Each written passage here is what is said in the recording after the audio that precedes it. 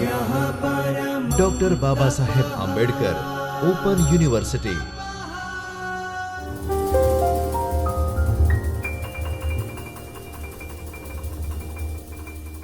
નમસ્તે વિદ્યાર્થી મિત્રો. ડૉક્ટર બાબા સાહેબ આંબેડકર ઓપન યુનિવર્સિટીના જ્યોતિર્મય પરિસરમાં આવેલ ચૈતન્ય સ્ટુડિયોમાં હું કરણસિંહ પરમાર સમાજશાસ્ત્ર વિભાગ વતી આપ સૌનું હાર્દિક સ્વાગત કરું છું. વિદ્યાર્થી મિત્રો, આજે આપણે એસોસિએમ 204 ગ્રામીણ સમાજશાસ્ત્રમાં અભ્યાસ કરવાનો છે એકમ 17 આદર્શ ગામનો ખ્યાલ. વિદ્યાર્થી મિત્રો, જ્યારે આપણે આદર્શ શબ્દનું પ્રયોજન કરીએ છીએ ત્યારે આપણને જે સીધી સાદી વ્યાખ્યા છે, આદર્શ એટલે કેવું, સારું. શબ્દનો અર્થ છે સારું અથવા તો બહુ જ સારું, એ રીતના આપણે એક અર્થ એનો લેતા હોઈએ છીએ. પરંતુ અહીં આદર્શ ગામ એટલે કે એક એવો આઈડિયલ વિલેજ, મોડેલ વિલેજ કે જેની અંદર બધી જ સુવિધાઓ હોય, અથવા તો ગ્રામીણ જે જીવન છે એ કેવું હોવું જોઈએ, અથવા તો કેવું છે અને નમૂનો કઈ રીતના ઉપયોગી થશે, એના વિશે આજે આપણે વાત કરવાની છે. તો વિદ્યાર્થી મિત્રો, આ એકમનો અભ્યાસ બાદ તમે શું શીખશો? તો આદર્શ ગામની રચના વિશે તમે માહિતગાર થશો. સંપ, સહકાર અને સંવાદિતા ભર્યું ગામ વિશે સ્પષ્ટ ખ્યાલ આવે. આ એકમ આદર્શ ગામના હેતુઓ, મૂલ્યો, પ્રવૃત્તિઓ વિશે તમે જાણકારી મેળવશો. મોસ્ટ ઓફ રીતે આપણે સૌ ગ્રામીણ જીવન જીવતા હોઈએ છીએ, તો ગ્રામીણ જગ્યા પરથી આવતા હોઈએ છીએ. અને ભારત દેશ એ ગામડાઓનો બનેલો દેશ છે. અને ગાંધીજી કહે છે તેમ કે આપણે સાચું ભારત દર્શન જો કરવું હોય તો ભારતના ગામડાઓમાંથી આપણે પસાર થવું પડશે. તો આ આદર્શ ગામનો જે ખ્યાલ છે એ 2019માં જે ગાંધીજીએ જે સપનું જોયું હતું કે ભારતનું ગામ કેવું હોય, એ સાકાર કરવા માટે આ આદર્શ ગામનો ખ્યાલ રજૂ કરવામાં આવ્યો. અને આદર્શ ગામના ખ્યાલ માટે ફક્ત ભૌતિક સુખ સુવિધા જ નહીં, પરંતુ સામાજિક, માનસિક, બૌદ્ધિક, પર્યાવરણ, આ બધી જ બાબતોને કેન્દ્રમાં રાખી અને જે ગ્રામીણ સમાજ અથવા તો ગ્રામ જે એનું આદર્શ રજૂ કરે એને આપણે આદર્શ ગામ કહીશું. આદર્શ ગામનો જે ખ્યાલ છે એ જયપ્રકાશ નારાયણની જન્મ શતાબ્દી પર ભારતના વડાપ્રધાન શ્રી નરેન્દ્રભાઈ મોદીએ 11 ઓક્ટોબર 2014માં શરૂ કર્યો હતો. આ આદર્શ ગામનો જે ખ્યાલ, એની અંદર આમ તો આ સાંસદ આદર્શ ગ્રામ યોજના જે છે એના વિશે આજે આપણે વાત કરવાની છે. તો આ સાંસદ આદર્શ ગ્રામ યોજનાના મૂલ્યો કયા? આપણે આગળ વાત કરી તેમ કે આદર્શ ગામ એટલે ફક્ત સ્વચ્છતા ભર્યું ગામ અથવા તો વધારે વસ્તી હોય તે ગામ, તો કે ના, એ નહીં. પરંતુ આદર્શ ગામના મૂલ્યો છે કે દરેક વ્યક્તિને શિક્ષણ મળી રહે, દરેક વ્યક્તિને વાંચવા માટેની સવલતો મળી રહે, ત્યારબાદ ભૌતિક સુખ સુવિધાઓ મળી રહે, દરેકની ઘરે એનું પાકું મકાન હોય, એ રીતનું એમનું આખું બાંધકામ હોય, ગટર વ્યવસ્થાઓ હોય, પાણીની યોજનાઓ હોય, લાઇટ હોય, શૌચાલય હોય, આ તમામ બાબતો જે હોય અને એ મૂલ્યોને જે સિદ્ધ કરી શકે એને સાંસદ આદર્શ ગ્રામ યોજનાની અંદર સમાવિષ્ટ કરી શકીએ છીએ. ત્યારબાદ સાંસદ આદર્શ ગ્રામ યોજનાના મુખ્ય હેતુઓ કયા? તો કે સાંસદ આદર્શ ગ્રામ યોજનામાં એક તો સૌપ્રથમ જે શિક્ષણ મેળવે એ સામાજિક કક્ષાએ આગળ, એમનો દરજ્જો ઊંચો, ભૌતિક કક્ષાએ આગળ, અને આ ભૌતિક, સામાજિક, આર્થિક, શૈક્ષણિક અને સાથે સાથે સાંસ્કૃતિક, આ તમામ બાબતોએ એ આ ગામ સિદ્ધ થયેલું હોય છે. અને આ આદર્શ ગ્રામની અંદર લાઇટ, પાણી, વીજળી, આ તમામ બાબતો જે છે એ આવી જવી જોઈએ. અને એના સિવાય શિક્ષણ માટેના સરસાધનો હોવા જોઈએ, ભૌતિક સુખ સુવિધાના સરસાધનો હોવા જોઈએ, મનોરંજન જે પૂરું પાડતા હોય એ સવલતો હોવું જોઈએ. ગ્રામીણ જે જીવન છે એની જે ગ્રામ પંચાયત જે છે એમાં ડિજિટાઇલાઇઝેશન થયેલું હોવું જોઈએ, સર્વે થયેલો હોવો જોઈએ. આ તમામ બાબતો જે થઈ શકે ત્યારે એ આદર્શ ગ્રામ યોજનાના મુખ્ય હેતુઓમાં સમાવિષ્ટ થાય છે. સાંસદ આદર્શ ગ્રામનો અભિગમ કયો? સાંસદ આદર્શ ગ્રામ યોજના જે છે એ આદર્શ ગ્રામનો જે ખ્યાલ જે શ્રી વડાપ્રધાન નરેન્દ્ર મોદીએ આપ્યો એની અંદર અહેમદનગર જે છે મહારાષ્ટ્રનું ગામ, એ પણ ઇઝરાયલ, એ ગામનો પણ સમાવેશ કરવામાં આવે છે. અને ત્યારબાદ આપણા ગુજરાતનું આપણે આદર્શ ગ્રામનો જે નમૂનો જોઈશું, એમાં ગુજરાતનું જે ગામ છે પુંસરી, એના વિશે પણ આપણે માહિતી મેળવીશું. એ પહેલા એનો અભિગમ, એનો દ્રષ્ટિકોણ કયો, તો કે આદર્શ ગ્રામ જે છે એને ડિજિટાઇલાઇઝેશન કરી શકીએ. આદર્શ ગામ જે છે એમાં સંચાર અને વાહન વ્યવહાર આના સાધનો હોવા જોઈએ. આદર્શ ગામનો જે નાગરિક જે છે અથવા તો એનો જે અભિગમ છે એ શૈક્ષણિક કક્ષાએ, સામાજિક કક્ષાએ, રાજકીય કક્ષાએ, આ કક્ષાએ આગળ હોવો જોઈએ.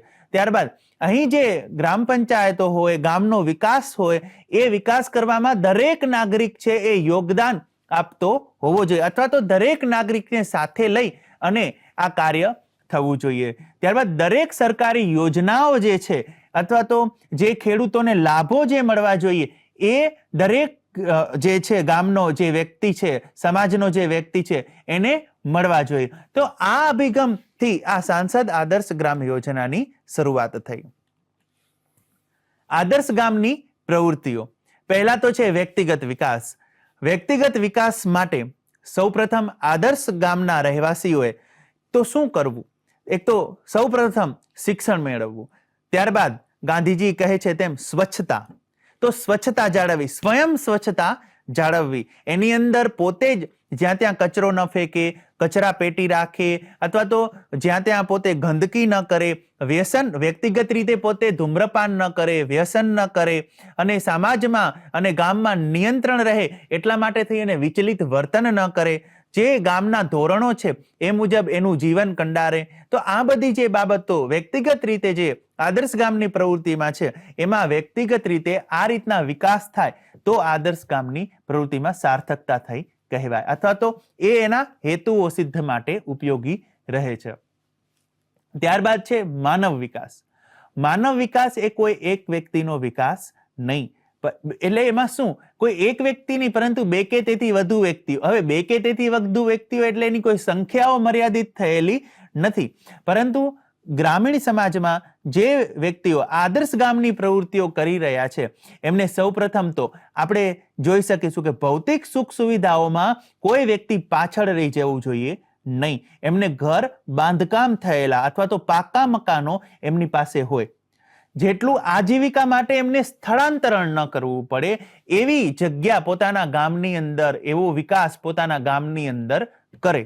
બધા વ્યક્તિઓ એકત્રિત થઈ અને સમગ્ર વ્યક્તિ આ કરશે તો આદર્શ ગામની પ્રવૃત્તિ થશે.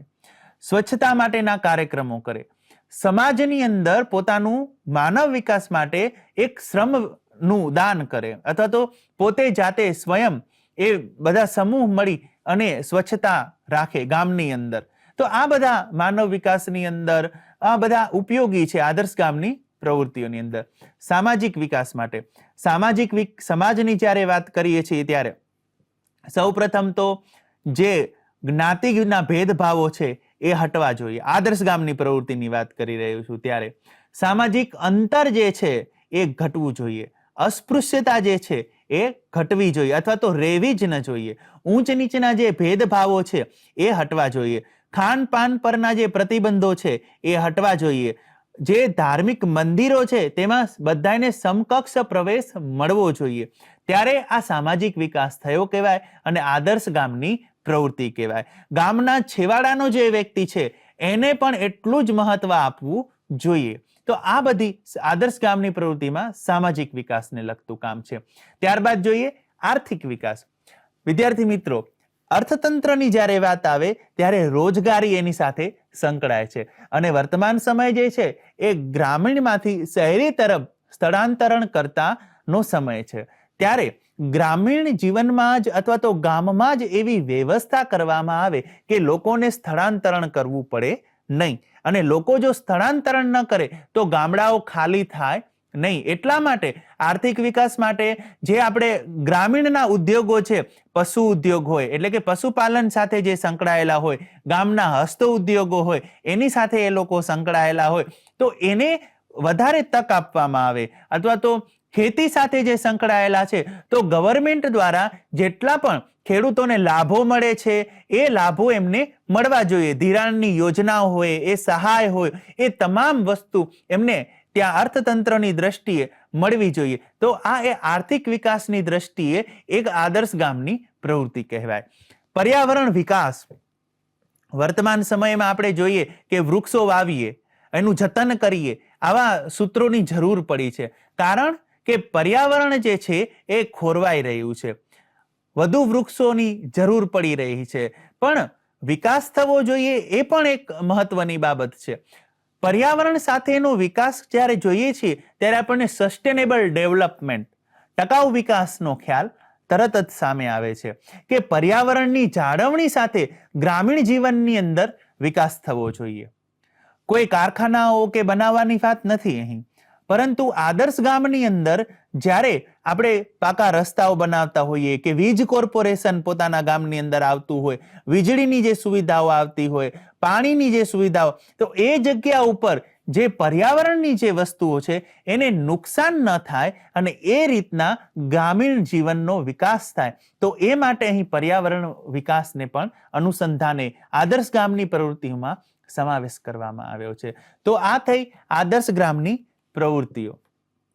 વિદ્યાર્થી મિત્રો, આદર્શ ગ્રામની અંદર સામાજિક સુરક્ષાની અંદર આપણે કહીએ છીએ ને કે વર્તમાન સમયમાં જે સરકારના જે લાભો મળે છે તો એ જે સરકાર લાભ આપે છે એ ગામના લોકોને પહોંચવા જોઈએ. તો એમાં સામાજિક સુરક્ષાને લગતા જે વાત છે, વર્તમાન સમય વૃદ્ધોથી એટલે કે વૃદ્ધાશ્રમો જે છે એ વધી રહ્યા છે, તો એ ન થાય અને એને માટે એક યોજનાઓ, અનેક યોજનાઓ બહાર પાડવામાં આવે છે.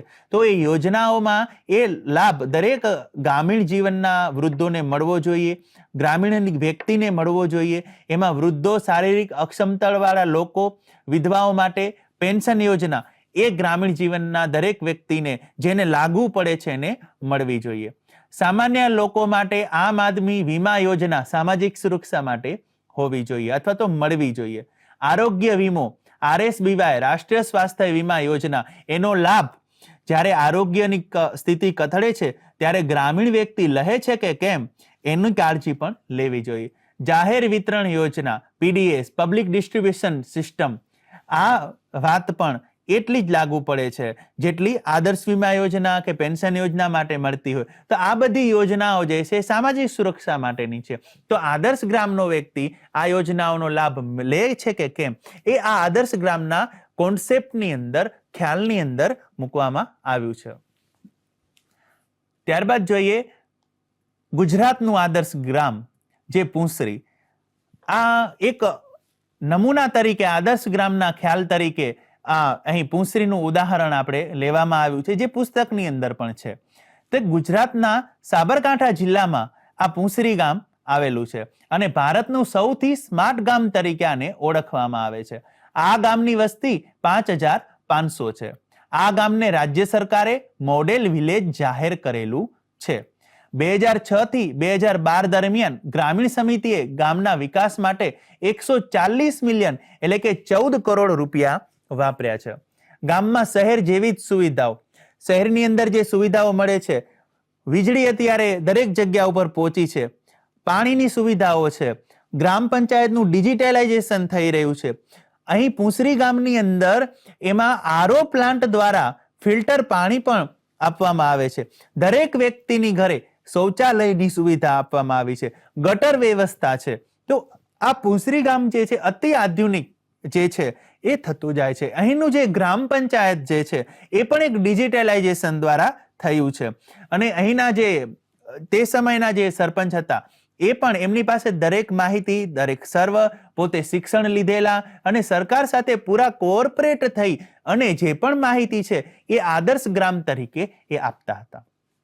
અહીંના રસ્તાઓ જે આદર્શ ગ્રામના જે છે એ પાકાઓ છે. સંદેશા વ્યવહારના જે સાધનો છે એ પણ ત્યાં નેટવર્ક જે છે એ પણ પૂરતા પ્રમાણમાં મળી રહે છે. એટલા માટે જ આ આદર્શ ગ્રામના નમૂના તરીકે પુંસરીને પસંદ કરવામાં આવ્યું. ત્યાં 2 પ્રાથમિક શાળા, માધ્યમિક શાળા, શિક્ષણ માટેની જે સંસ્થાઓ છે ત્યાં જોવા મળે છે. એના સિવાય સ્વૈચ્છિક સંસ્થાઓ, જે સમાજના ઉત્થાન માટે કાર્ય કરતી જે સંસ્થાઓ છે, જે કોઈ પણ નોન ગવર્મેન્ટ ઓર્ગેનાઇઝેશન દ્વારા ચાલે છે, તો એ સંસ્થાઓ પણ આ ગામની નજીક જોવા મળે છે. એ જ રીતની અંદર જે સરકારના જે ફાયદાઓ જે છે, સરકારી જે યોજનાઓ જે છે, હમણાં જ આપણે જે સામાજિક સુરક્ષાની જે વાત કરી, તો એ સામાજિક સુરક્ષાની તમામ જે બાબતો જે છે એ લાભો આ આદર્શ ગ્રામ જે પુંસરી ગામના વતનીઓ છે એ મેળવતા હોય છે.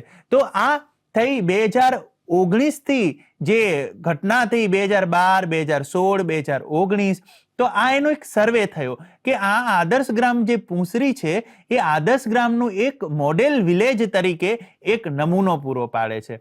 ત્યારે આ પુંસરી ગામના જે રહેવાસીઓ જે છે એ શિક્ષણ ક્ષેત્રે, સામાજિક ક્ષેત્રે અને ભૌતિક ક્ષેત્રે પણ આગળ વધતા હોય છે. અને ભૌતિક કક્ષાએ પણ એમના ઘરો, એમના ઘરની સુવિધાઓ, એ જે સવલતો જે છે એ એમને પૂરતા પ્રમાણમાં મળી રહે છે. એટલા માટે જ આપણે અહીં આદર્શ ગ્રામના નમૂના તરીકે પુંસરી ગામ જે છે એ પસંદ કરવામાં આવ્યું છે. અને અહીં આ પુંસરી ગામની મુલાકાત જે છે એ જે તે સમયે 2014માં શ્રી વડાપ્રધાન નરેન્દ્ર મોદીએ બીજા અધિકારીઓને મોકલીને પણ એમની મુલાકાત અને એનો સર્વે અને નિરીક્ષણ કરી ત્યારબાદ જ એને આદર્શ ગ્રામના તરીકે પુંસરીની એક ઉપમા આપવામાં આવી છે.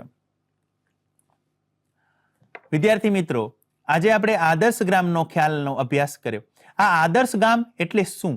આ આદર્શ ગામની અંદર આપણે જોયું કે સામાજિક, શૈક્ષણિક, ભૌતિક આ જે સુવિધાઓ હોય એના સિવાયની જે બાંધકામ, એના જે શૌચાલયો, એની વ્યવસ્થા, પૂરતા પ્રમાણની જે શહેરમાં જે સુવિધાઓ મળે છે તેવી સુવિધાઓ, સ્માર્ટ વિલેજ જેને આપણે કહીએ, એ જે અહીં સ્થાપિત થાય ત્યારે આદર્શ ગામ બને. તો એવા આદર્શ ગામ વિશે આજે એના અભિગમો, એના હેતુઓ, એના મૂલ્યો, ત્યારબાદ આદર્શ ગામમાં જે સામાજિક સુરક્ષા મળે છે તે, આદર્શ ગ્રામની જે વ્યક્તિગત, માનસિક, સામાજિક અને પર્યાવરણલક્ષી જે વિકાસ કરવા માટેની પ્રવૃત્તિઓ કઈ છે એના વિશે આજે આપણે અભ્યાસ કર્યો. અને આદર્શ ગામના જે ગુજરાતનો નમૂનો છે એમાં પુંસરી ગામની આપણે માહિતી મેળવી.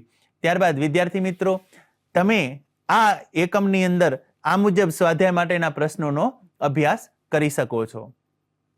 વધુ માહિતી માટે વિદ્યાર્થી મિત્રો તમારે સ્વાધ્યાય બાદ વધારે જો કોઈ માહિતી તમને મેળવવી હોય તો તમે આ સંદર્ભ સૂચિ આપેલી છે એ સંદર્ભ સૂચિ દ્વારા આદર્શ ગામનો માહિતી તમે મેળવી શકો છો. અને સૌથી વધારે અત્યારે વર્તમાન સમય જે છે એ ગૂગલનો છે, તો ગૂગલ પરથી પણ તમે આ વિશે માહિતી મેળવી શકો છો. વિદ્યાર્થી મિત્રો, આજે આપણે આદર્શ ગામનો અભ્યાસ કર્યો. ફરી પાછા આપણે નવા વિષય સાથે, સમાજશાસ્ત્રના નવા ટોપિક સાથે મળીશું. ત્યાં સુધી doctor Baba Saheb Ambedkar open university અને ચૈતન્ય સ્ટુડિયોના આભાર. સ્વાધ્યાય